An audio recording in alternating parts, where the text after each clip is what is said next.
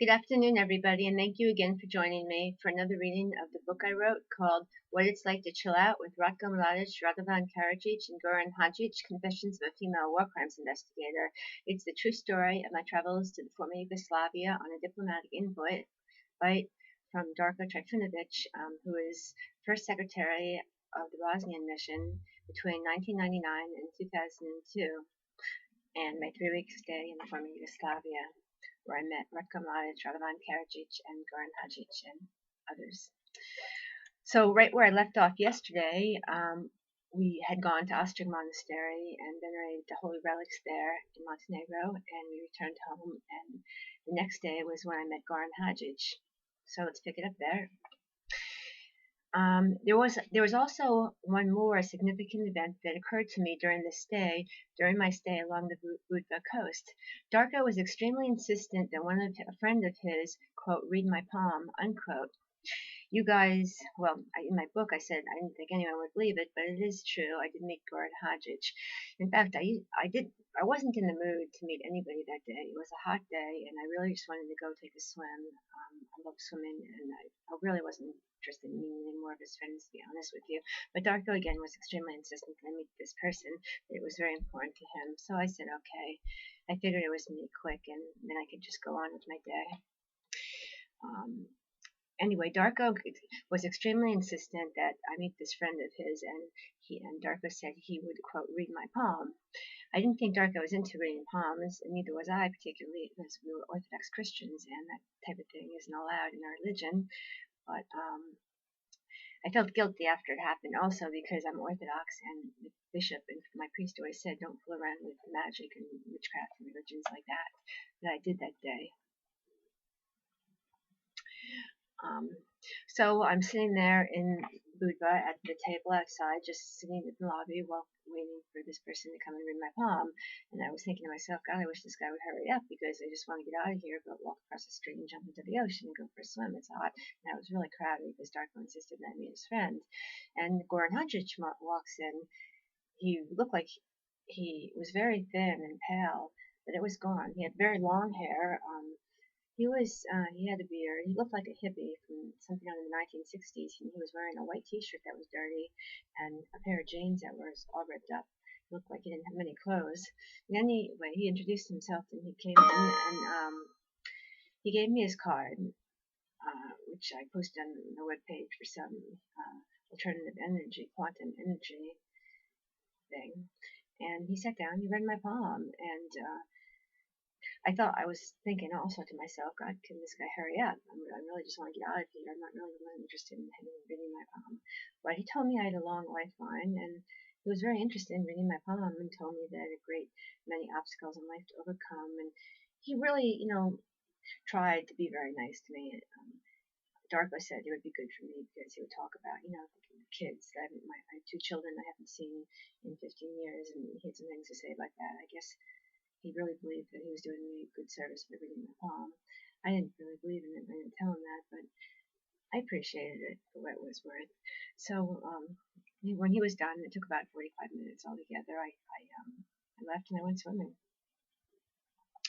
But Goran Hadjic did look like an old 1960s hippie wearing some ripped pair of jeans and a white t-shirt, and I was a staunch Orthodox Christian chick, and it was against my religion to have my palm read, but I did give in to Darko's persistence for this man to read my palm, and I didn't really agree with much of what he said, but he did take a long time to read my palm, like 45 minutes, and I really wanted to go across the street swimming instead, but Goran said I had a long lifeline, and for whatever it's worth, I thanked him, and he walked out and he left, and I've never seen him again since. He also gave me a business card. I think it was the same one that BBC News displays on the website of the quantum energy practice, alternative medicine. I don't have it anymore. I threw it away a long time ago. And I definitely remember the name bearing the 3 Greek letters, alpha or delta, in the triangle Greek letter delta or something. I don't know Greek myself. I lost it a while ago. Before retiring that evening, I went for a small walk along the corner from the hotel down the road to the right, where there was a little store in there.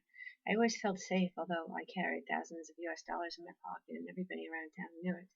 Nobody ripped me off, and everybody in the store used to, they knew some English and would help me, figuring out the prices and stuff. And they told me how many dinars or euros I needed to pay the man, and no one ripped me off. And they were very nice. I felt very safe in the area. I usually went there every night, and I bought some stuff to eat because, I get often hungry after I swam at night, and I wanted some kind of munchies in my room.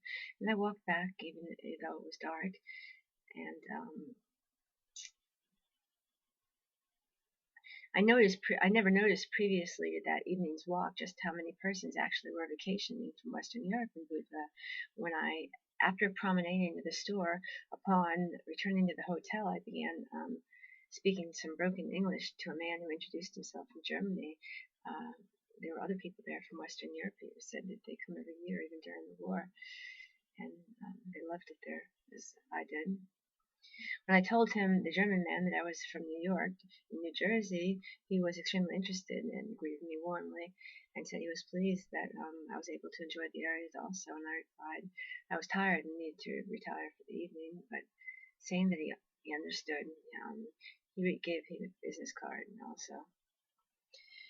We had the same dinner that night, at which time Boyan, was overcome with a toothache, and I told her that I'd pay for her filling tomorrow.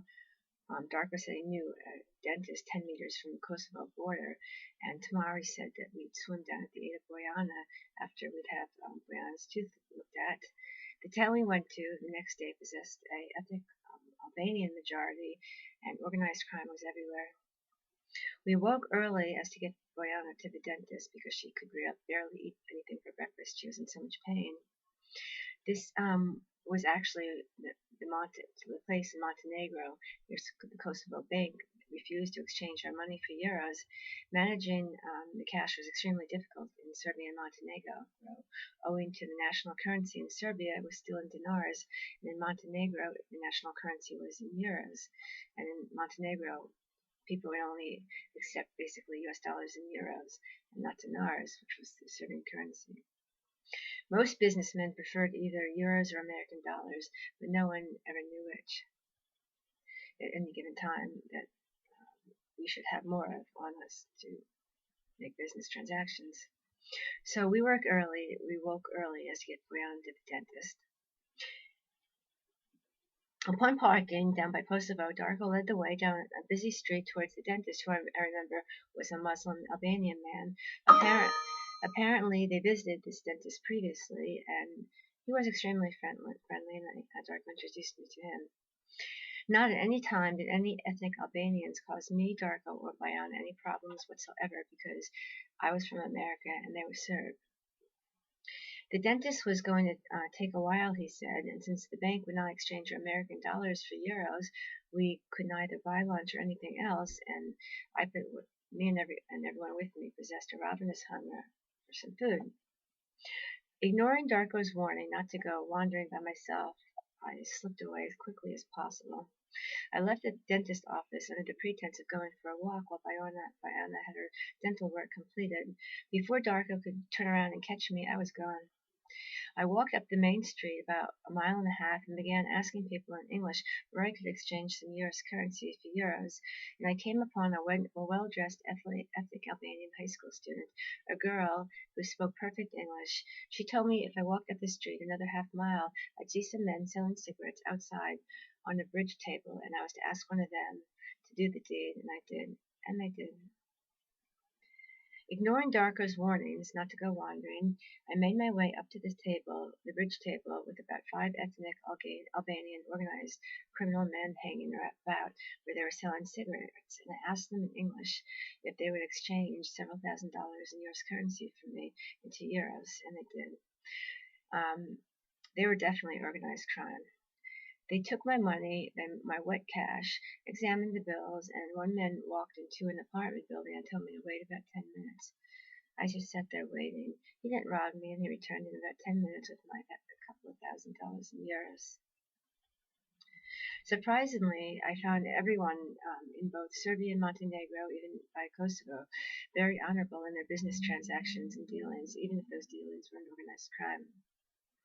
Upon receiving my euros from the men, I walked away proudly to let Darko Brianna know I got the money for us to have lunch.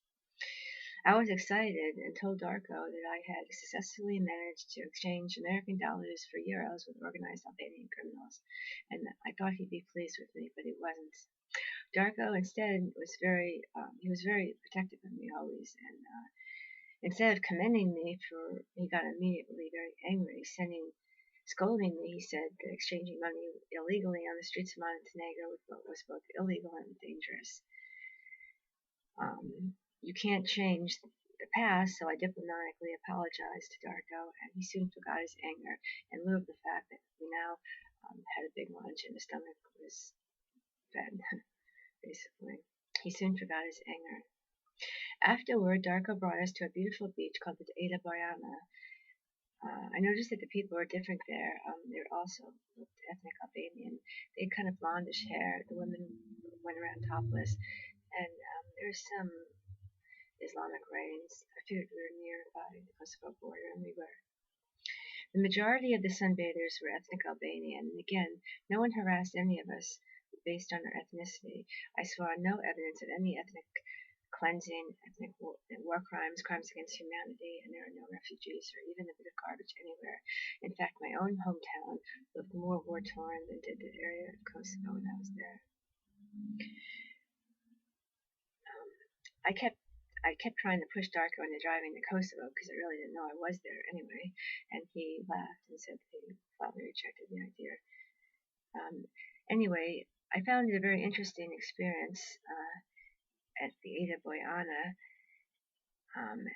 and that the international news at this time on CNN, Comedy News Network, was reporting all over the place that there were hundreds of thousands of homeless ethnic Albanians being ethnic cleansed from Albania to the Kosovo border where I was standing swimming, and I didn't see it. Like I said, I saw no evidence of any of it. I wondered if the CNN news network in the country was actually making this stuff up, and I was convinced they were. As I said, I did not see one ethnic Albanian, Roma, homeless on the streets anywhere. I saw no evidence of any war anywhere. In fact, Vietnam in 1999 was more reminiscent of a war than was Kosovo. It looked like there was no war ever there. It all seemed normal, only 10 meters from the Kosovo border. After a day of swimming and partially nude sunbathing, we returned to our hotel. And I'll leave it up there. Thank you for joining me, and I hope you will come again tomorrow for another reading. Thank you, and have a good night.